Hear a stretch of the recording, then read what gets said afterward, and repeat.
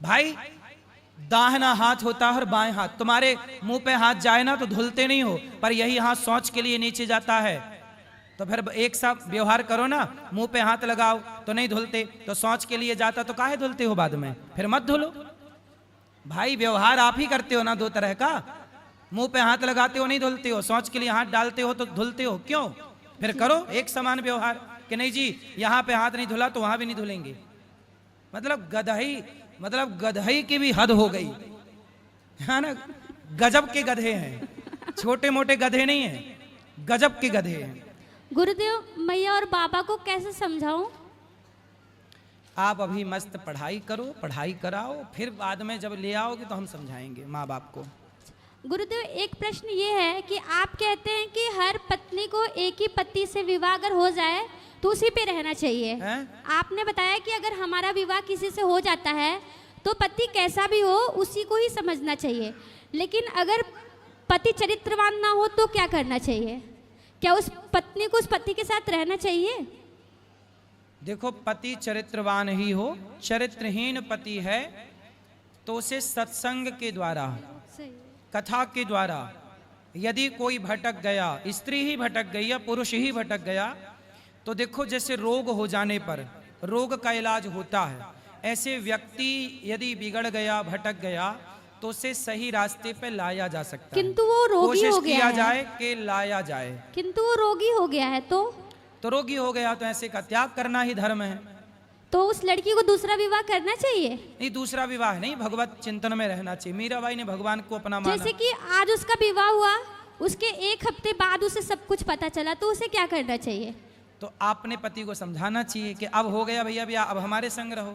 नहीं तो वो रोगी हो गया है ना, उसके पास जो भी जाएगा उसे भी उसको एड्स हो गया है। अच्छा, उसको एड्स हो गया जी। तो ये पहले चेकअप नहीं कराए? जी नहीं। देखो मैं कथाओं में ये बात बोलता हूँ कि शादी करने के पहले लड़का लड़की का एक चेकअप करा लो, मेडिकल टेस्ट करा लो। अब देखो लड़की का विवाह हो गया, पता चला कि एड्स है, एड्स का कोई रोग इलाज ही नहीं है, अब बताओ लड़की की जिंदगी हो गई खराब।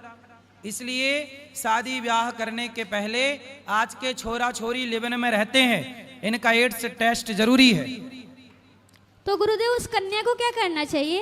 उसके लिए क्या धर्म होगा? अब उसके लिए धर्म क्या होगा?